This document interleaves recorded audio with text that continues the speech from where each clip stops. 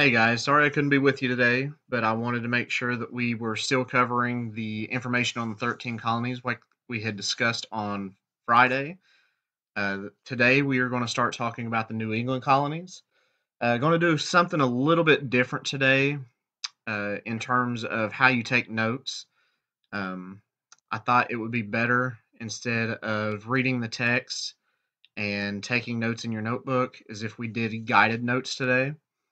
So, as I take you through this slideshow and share some of the information with you on your worksheet, you are going to fill in the blanks. And then there's some multiple choice questions that you could see on your test tomorrow. So, you're going to use these guided notes as your study guide. So, let's go ahead and get started here. The New England colonies, they were made up of 5 separate colonies. You had the Plymouth colony, which was founded by the Pilgrims. You had the Massachusetts Bay Colony, which was founded by the Puritans, New Hampshire, Connecticut, and Rhode Island. Um, we've already talked about the Plymouth Colony. You know that the Plymouth Colony was settled for religious reasons. The Massachusetts Bay Colony was also settled for religious reasons, but they were settled for different religious reasons. And we're going to go a little bit in depth into the Puritans here in just a moment. Let's talk about who the Puritans were. The Puritans came to the colonies for religious reasons. We just talked about that. They started the Massachusetts Bay Colony, and the first settlement in that colony was Boston. You need to make note of that. The first settlement in the Massachusetts Bay Colony was Boston. So why did they come? They didn't want to separate themselves from the church like the Pilgrims did. They wanted to purify the church. They felt that the church had got too ceremonial. They had statues and stained glass, and they just wanted to get rid of all that and simply focus on the religion itself and not all the frills that the church in England had kept whenever they converted from Catholicism.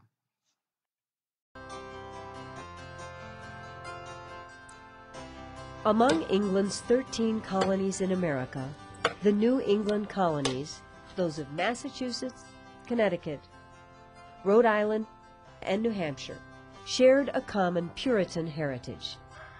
However, all of them really owed their existence to another colony called Plymouth that was founded in 1620 by a small group of religious extremists that we know as the Pilgrims.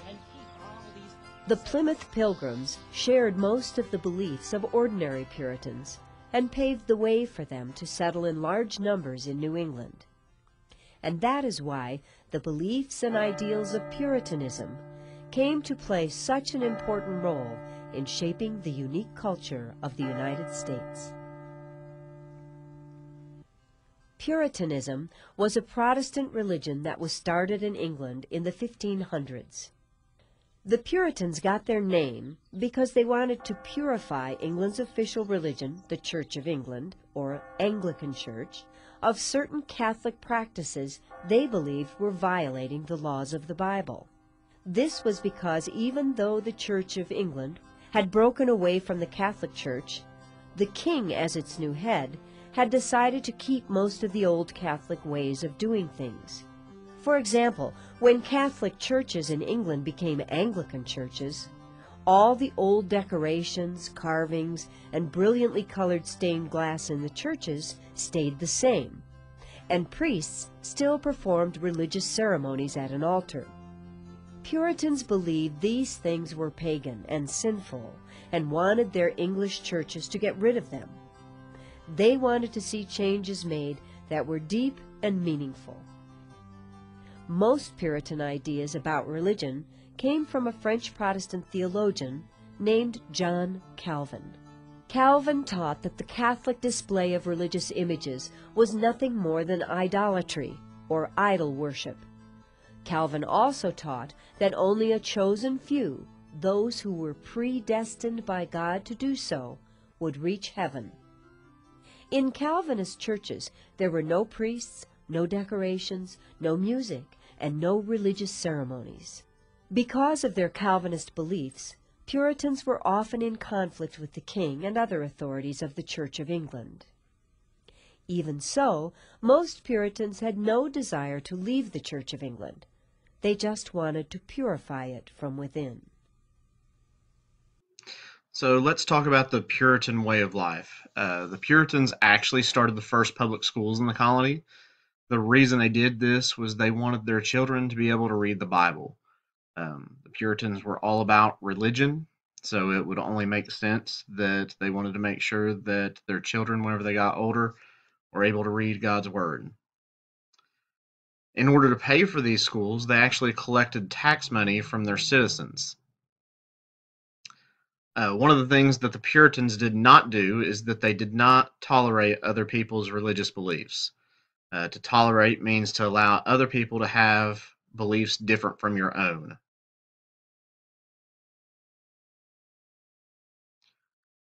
Okay, let's talk about King Philip's War. Whenever England started coming over and tried to settle some of these new areas, of Puritans had begun just to the south. This colony was called the Massachusetts Bay Colony. It rapidly developed two main towns, Salem and Boston, under the leadership of its governor, John Winthrop. During the 1630s, thousands of Puritan colonists came to Massachusetts, hoping to find religious freedom, to escape economic hardships in England, and to build a model community for the entire world to see.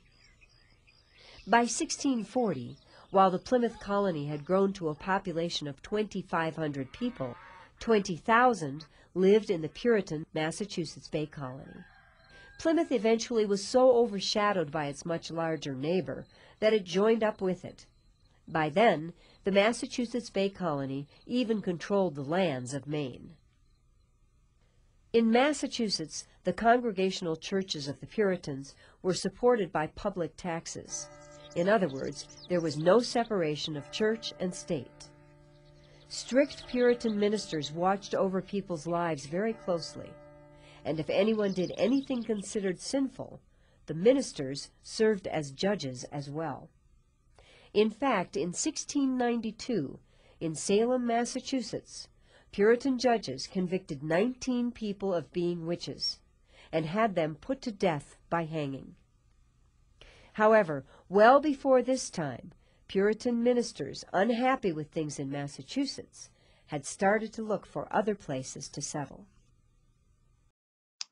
So let's talk about King Philip's War.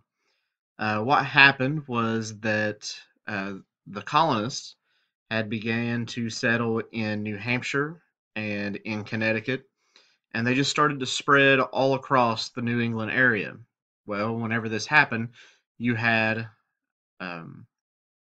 colonists begin to live on lands that the Native Americans were already on. And the colonists thought that the Native Americans would just leave whenever they settled on these lands. Well, Native Americans believed that no man could own the land, so this led to the two sides beginning to fight.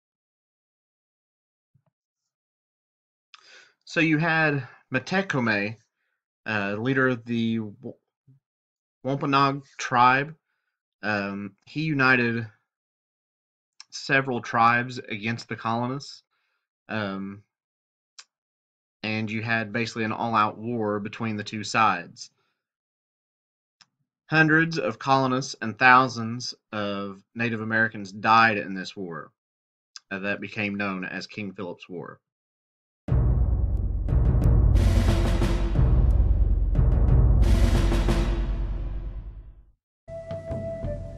"50 years after contact with the English, it became clear to one American Indian that if his people were to survive, they would have to drive the colonists out of New England.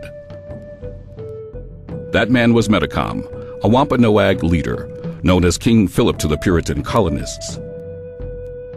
Since the founding of Jamestown in 1607, the peace between English colonists and the coastal Indian nations from Virginia to Massachusetts was fragile. The greatest trouble between the two groups was land. The American Indian nations did not understand the English concept of land ownership, which meant a person owned the land and it was not available to anyone else.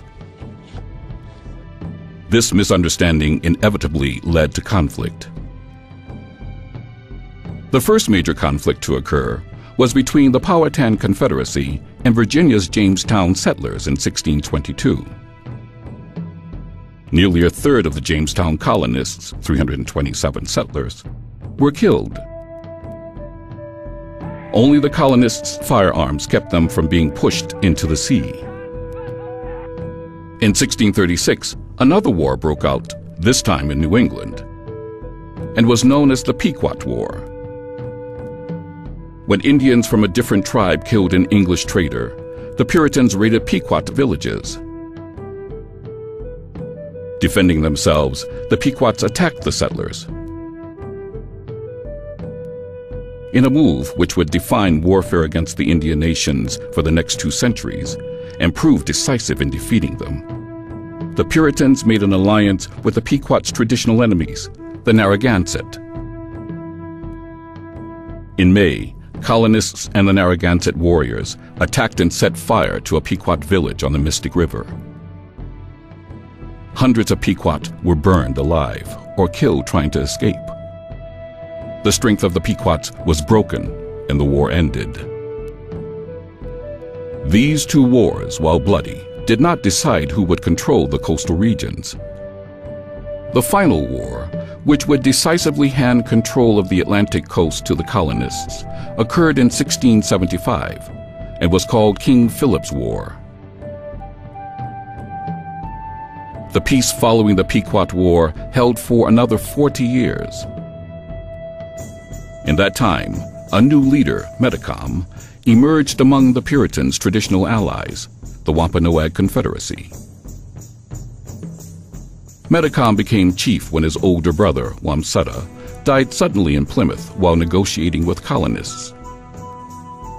From this moment on, Metacom openly distrusted the Puritans and everything they did. Tensions between the Wampanoag Confederacy and the Puritans reached the breaking point in the spring of 1675, when an Indian, John Sassamon, was found murdered after telling Plymouth colony officials that Metacom, now called King Philip by the Puritans, was trying to arrange Indian attacks on far-flung settlements. Colonial officials arrested 3 Wampanoags, including a counselor of Metacom, convicted them of John Sassamon's murder, and hanged them. In response, a band of Indians destroyed Swansea, a small Plymouth colony settlement, killing several settlers. The war was on in earnest. Metacom proved an able war leader.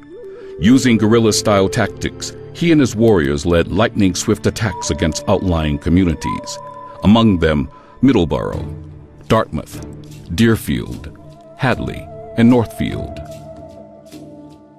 A colonial militia, which had set out to destroy Indian fields, was ambushed and defeated in the Battle of Bloody Brook in October 1675.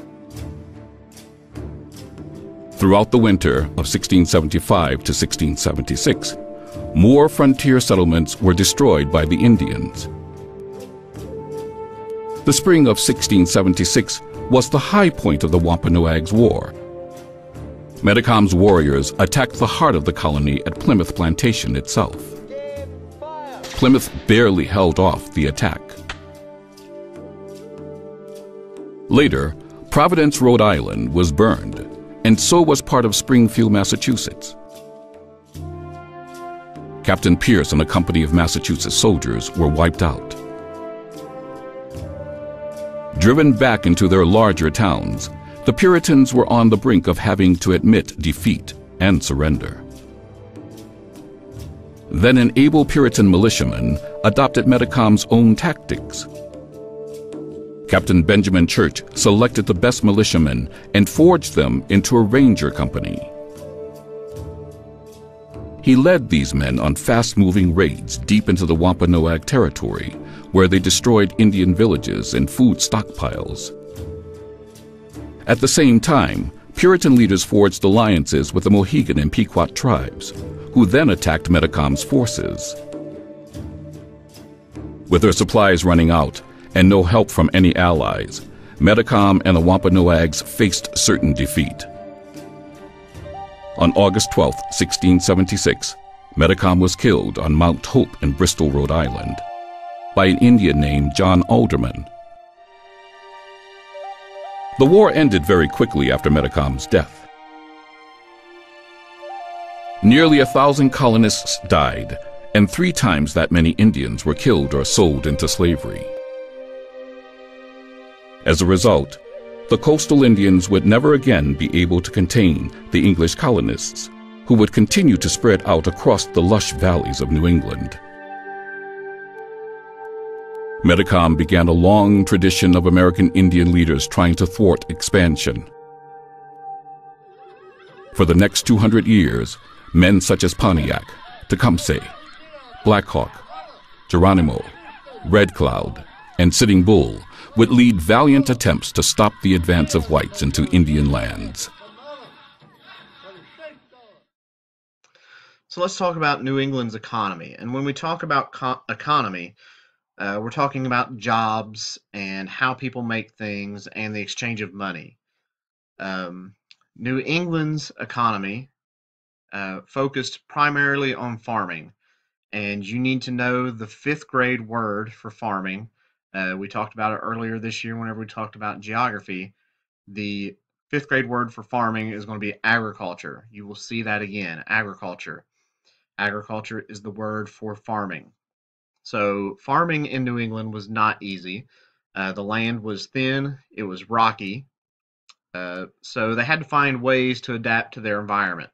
In order to do that, they raised dairy cows and sheep, and any surplus or extra, that word should sound familiar to you, any surplus that they found, they were able to export those or send those out of the city or trade those in port cities.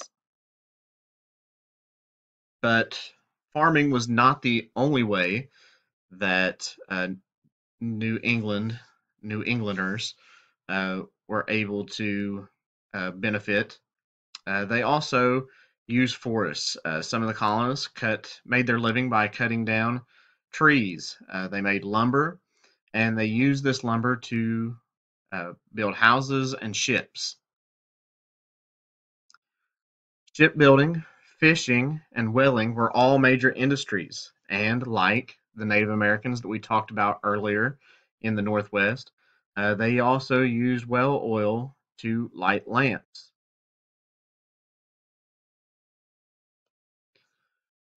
In addition to the shipbuilding, the farming, and the lumber trade that we talked about, trading was also a major industry.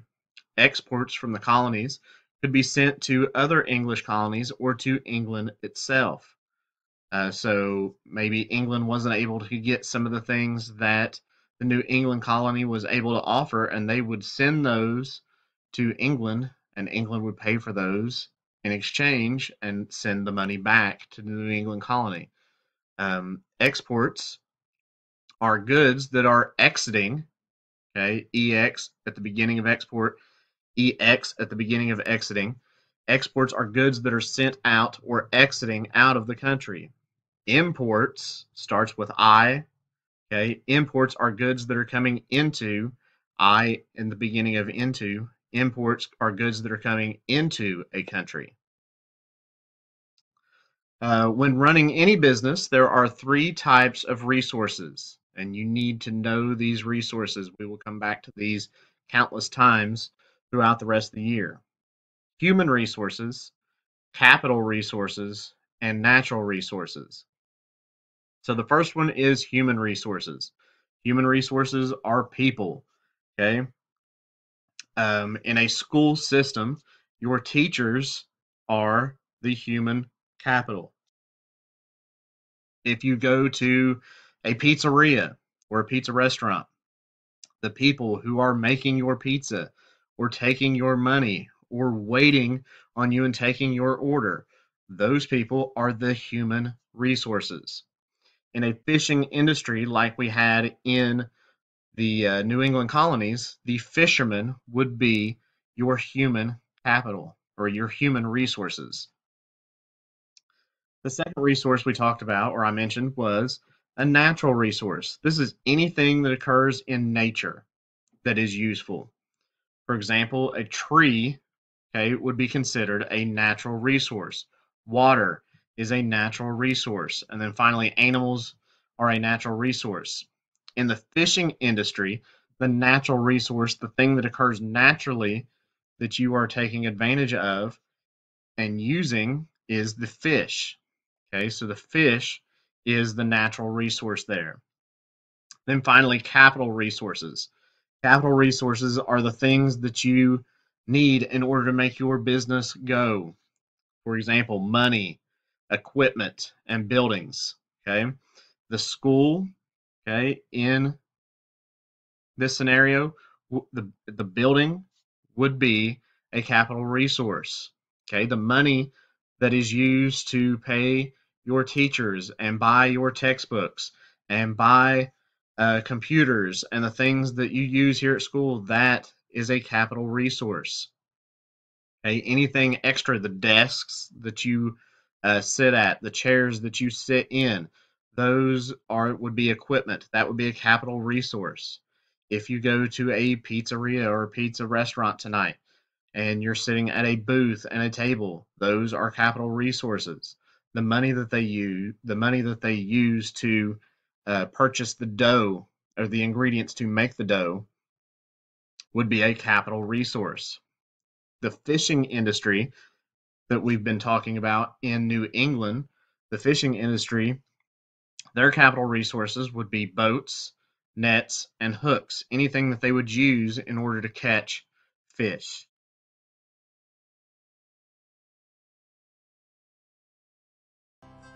The people of the New England colonies created the products upon which their economy was based. The region's economy was greatly helped by the Puritans' belief in what was called the Protestant work ethic. This was the belief that God had commanded 6 days of work a week, which, if pursued with enough enthusiasm, was rewarded with wealth. Even though most hard-working Puritans in New England farmed, agriculture played only a minor role in the region's economy in colonial times. This was because the soil was too rocky and thin to support many large farms. In New England, thousands of heavy rocks had to be cleared from the fields and piled up into stone walls before any farming could be done. Today, these ancient stone walls are a very familiar sight all across the New England countryside. Clearing fields for farming also involved removing trees. This produced logs that in turn were converted into lumber that was often exported to England, where it was in short supply because the forests had been seriously depleted. Some wood was also used to produce the millions of barrels that were used in colonial times for shipping just about everything. In New England, fishing and whaling were mainstays of the region's economy, and countless barrels both of whale oil and preserved fish were shipped from its ports. There were even a few factories in the New England colonies where manufactured goods were produced. Here at the Saugus Iron Works, just outside of Boston, Puritans started the first successful iron-making factory way back in 1646.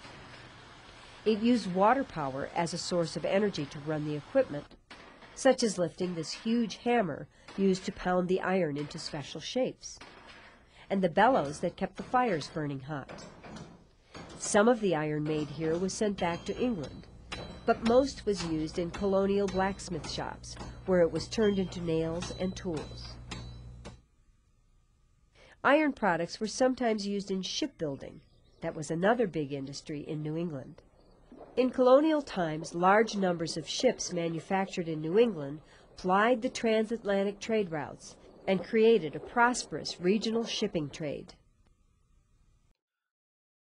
So let's talk about free enterprise. Free enterprise was first started by the colonists in the colonies. And basically, free enterprise means that you can choose any good or service or skill set that you want to sell and charge a fee for it, like we do here in the United States. Um, the definition that I've got here on the board for you: free enterprise is an economic system where people can own and operate a business they want. They get to decide what to produce or make, how much to produce or make, and then what price to charge. The free enterprise system the colonists started in the colonies in the 1700s is still important in the U.S. today because it's attracted people and immigrants to our country for over 200 years in hopes that they will have a better life with more job opportunities. So earlier I talked about how important trade was to the New England colonies. Sadly, one of the things that was also traded was African slaves. Slaves would be captured in Africa, and then they would be put on ships, crowded ships, treated like cargo, brought to the colonies, and then they would be sold where they would be forced to work as free labor. So the Middle Passage was a journey that millions of enslaved Africans were forced to travel across the Atlantic Ocean from Africa to the West Indies and sometimes into North America. Some of the results of the Middle Passage was that thousands of Africans died on the voyage. Many times they would hurl themselves overboard because they would much rather die than they would be forced to work and be mistreated the way they were going to. They were separated from their families. They were not allowed to practice their religion. They were not allowed to marry. Oftentimes they weren't allowed to use proper tools when working in the fields. In the West Indies, the sea captains would trade the Africans for molasses. And then finally, the Africans were forced to work as slaves on sugar and tobacco plantations.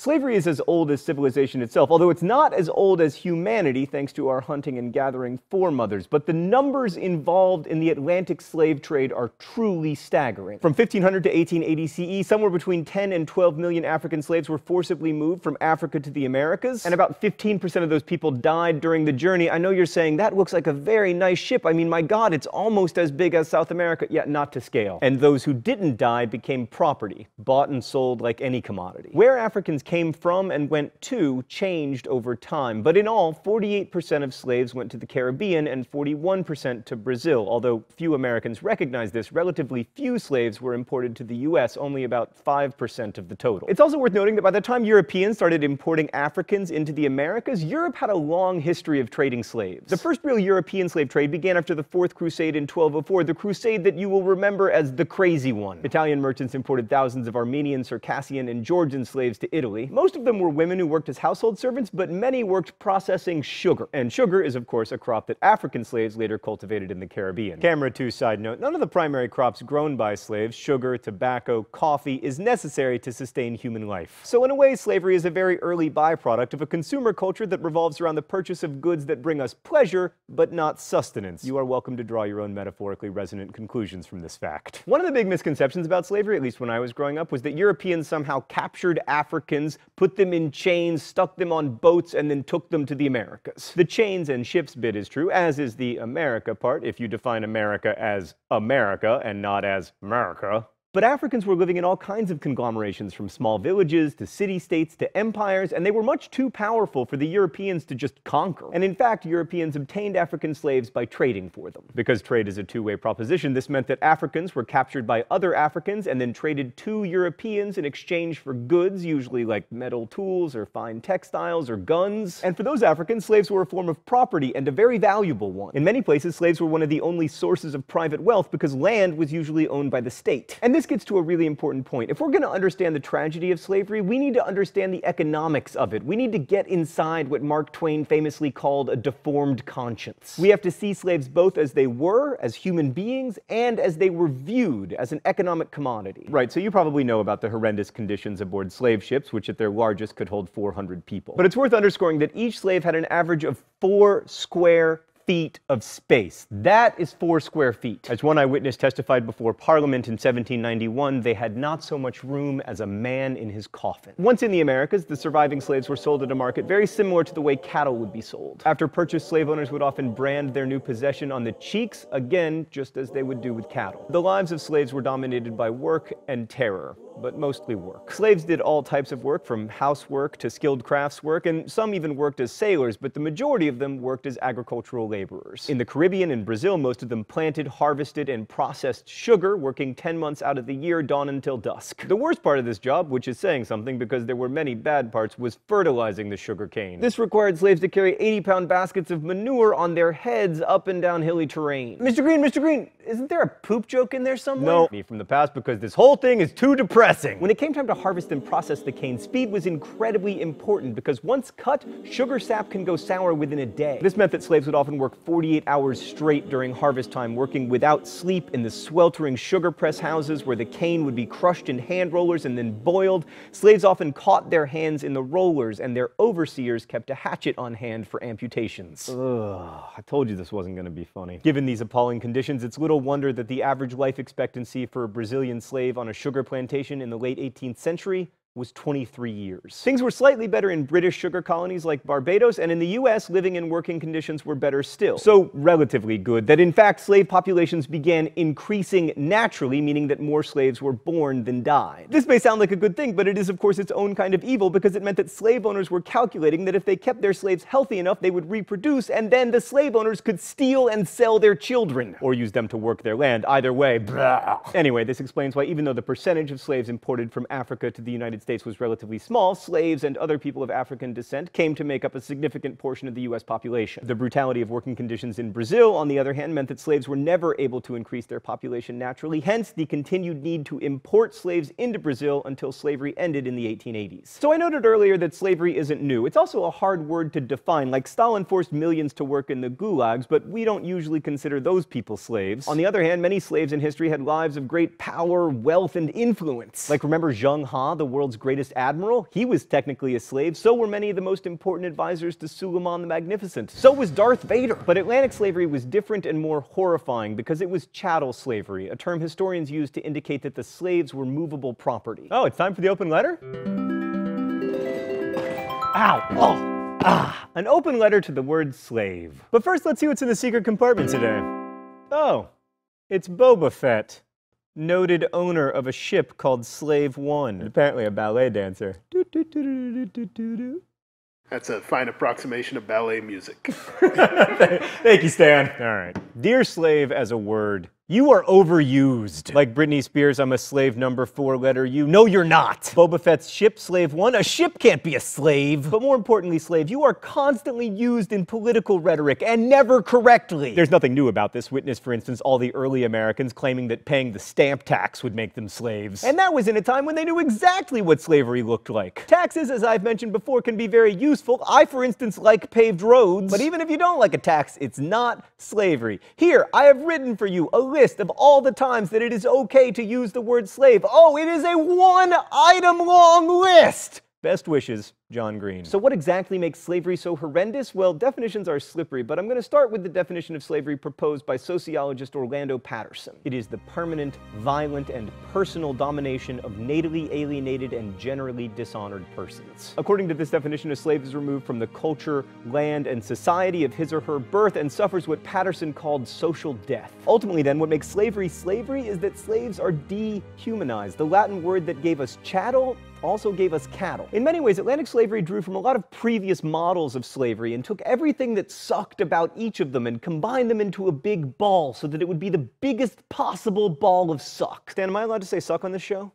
Nice. Okay, to understand what I'm talking about, we need to look at some previous models of slavery. Let's go to the thought bubble. The Greeks were among the first to consider otherness a characteristic of slaves. Most Greek slaves were barbarians, and their inability to speak Greek kept them from talking back to their masters, and also indicated their slave status. Aristotle, who despite being spectacularly wrong about almost everything was incredibly influential, believed that some people were just naturally slaves, saying, "It is clear that there are certain people who are free and certain people who are slaves by nature, and it is both to their advantage and just for them to be slaves." This idea, despite being totally insane, remained popular for millennia. The Greeks popularized the idea that slaves should be traded from far away, but the Romans took it to another level. Slaves probably made up 30% of the total Roman population, similar to the percentage of slaves in America at slavery's height. The Romans also invented the plantation, using mass numbers of slaves to work the land on giant farms called latifundia, so called because they were not fun. The Judeo-Christian world contributed as well, and while we are not going to venture into the incredibly complicated role that slavery plays in the Bible, because I vividly remember the comment section from the Christianity episode, the Bible was widely used to justify slavery, and in particular the enslavement of Africans, because of the moment in Genesis when Noah curses Ham, saying, "Cursed be Canaan, the lowest of slaves shall he be to his brothers." This encapsulates two ideas vital to Atlantic slavery. One, that slavery can be a hereditary status passed down through generations, and two, that slavery is the result of human sin.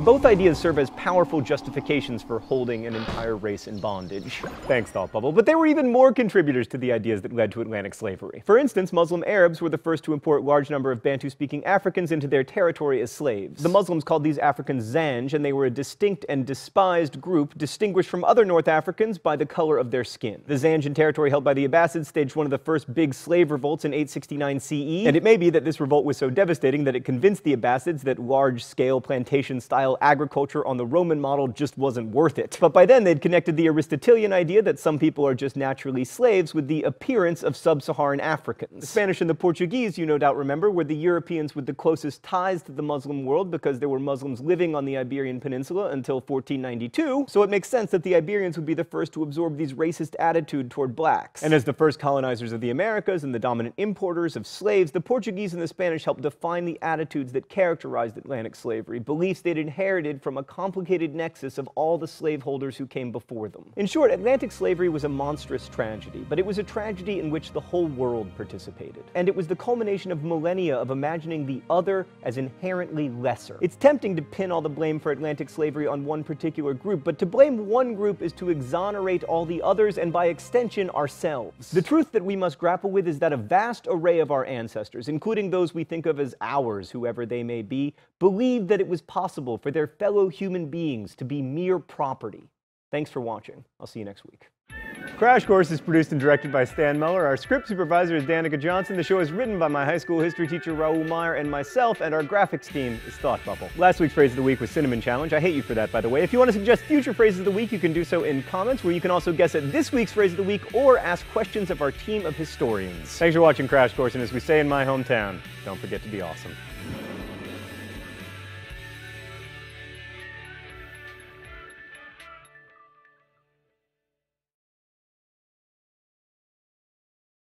Okay, that pretty well concludes the New England Colonies. Hopefully you were able to complete your guided notes. If not, I'm going to put this video online tonight. You can re-watch this video and finish your notes. The 15 multiple choice questions that are on your guided notes will be on the test, the quiz, tomorrow. Okay, again, you have a quiz tomorrow over the New England Colonies. This video, I will put it on Facebook and I will put it on dojo for you to view at home if you were not able to finish your guided notes.